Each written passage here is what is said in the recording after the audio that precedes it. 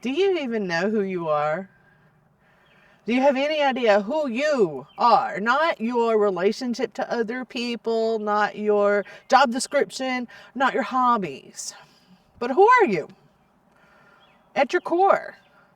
If you have to take away all the relationships, you're somebody's daughter, or you're somebody's mother, you're somebody's sister, if you take away all of those, and if you take away your job description, you're a waitress, you're a cook, you work in a factory, you work in an office, you work at home, take that away. Who are you? That's what I want to talk about today. Who we are. It's time that we can finally take our own little path of self-discovery.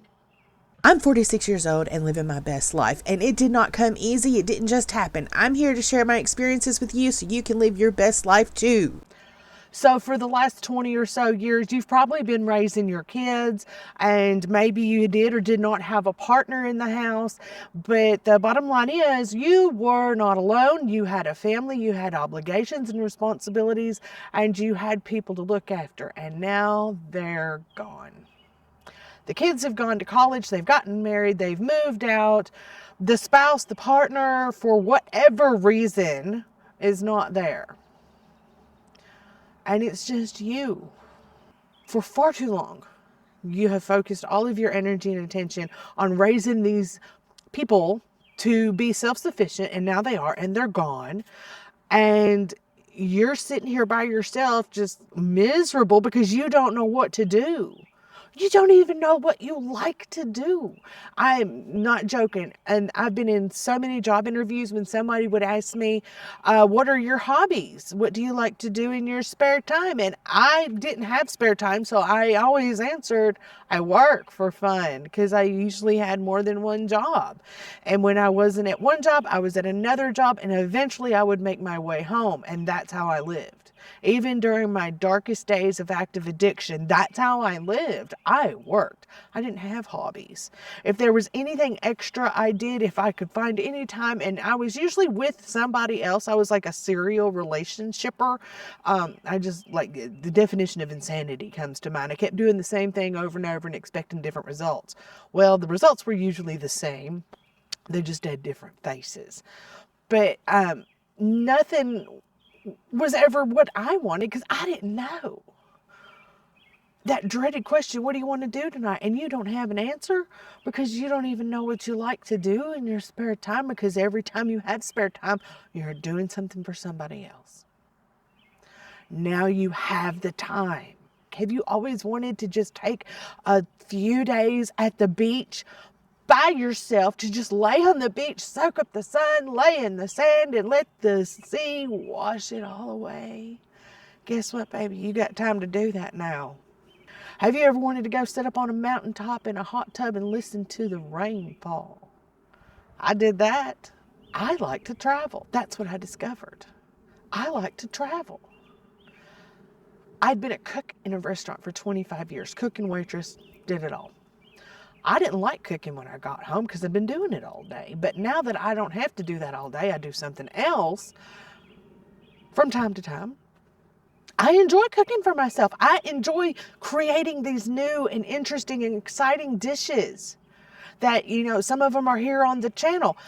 I enjoy that. It's a challenge for me. I'll go to the grocery store, get a bunch of random crap, and come home and make something delicious. And that's fun. The cleanup's not much fun. That'd be great if I had somebody do that, but, I enjoy cooking. What else do I like to do? I love gardening. I have, quite literally, I call it my hot sauce garden. I grow peppers and tomatoes, and I make hot sauce with them. It's fun. It takes up lots of time, and it's fun to me, but that still doesn't define who I am. It took me even longer to figure that out. I am the one that survived the apocalypse, my personal apocalypse. I lived right through it. I came out the other side a different person. When everything fell apart, I was born again. And I don't mean that in any kind of religious sense. I just mean that I was not the same. The phoenix rises from the ashes and it still looks like a phoenix, but I came out an eagle. I went in a sparrow getting beat up in the storm, and I came out of those ashes and out of that storm an eagle. I'm strong. I used to be very uncomfortable when people would say that to me. I would tell them something that happened, and they would say, "Oh, you're so strong." And I would not feel worthy of that.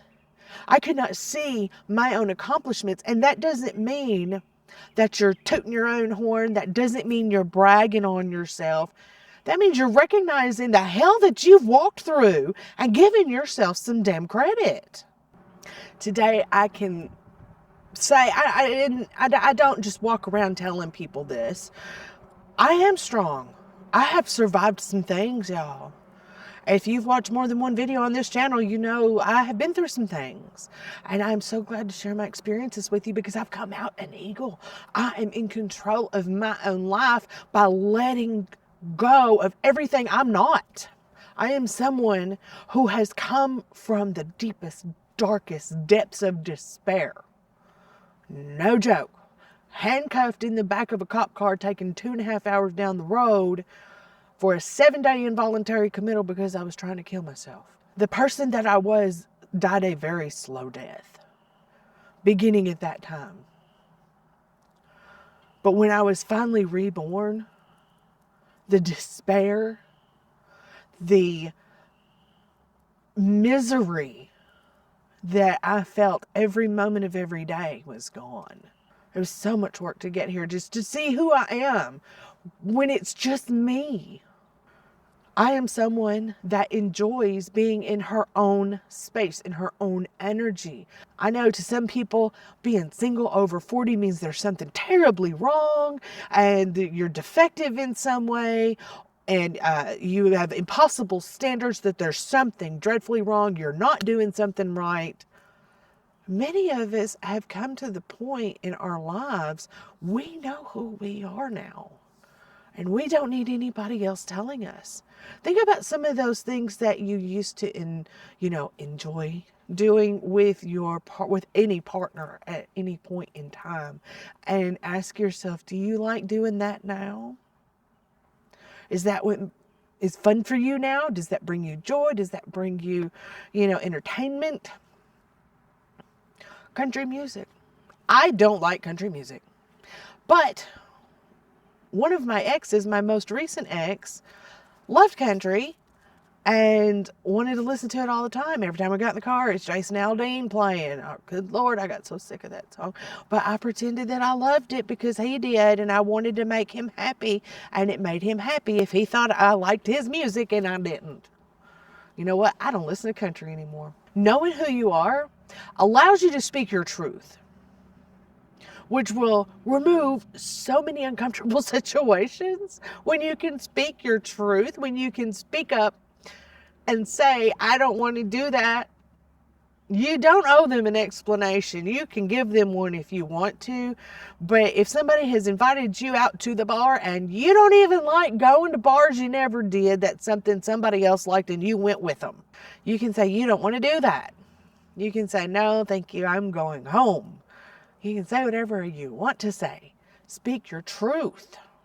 If you want to go, if that sounds like fun to you, then absolutely go. Speaking your truth, simply put, means speak your mind. If you agree or if you don't agree, whether it's a big thing or a small thing, when you stop trying to satisfy other people and when you start satisfying yourself first, I'm telling you, the change is unbelievable. It is a world of difference. It's the difference between the eagle and the sparrow. You can keep getting beat up by the storm of everybody else's opinions and likes and wants and needs, or you can identify your own, figure out who you are, and live by it. The only thing that matters is how you feel when it's only you. Nobody wants to go home and be miserable. Nobody wants to go to bed and cry themselves to sleep at night. But you've done it because you couldn't make another person happy. Well, who's making you happy, honey? Make yourself happy. You can. It is possible. I know some people think the worst thing in the world is to be single and older, but it's pretty good. It really is. You finally get to do the things you want to do. That list, that bucket list of things that you have been holding on to for all those years that you want to do, but you could never do it because your kids or your partner didn't like it. You can finally do it. Now is your time. There's a saying, life begins at 40. It really does, because your kids are out of the house and it's just you, and you can finally make you happy. You can finally do the things you wanted to do. You can visit the places you wanted to visit. Make yourself happy. Learn who you are. Speak your truth.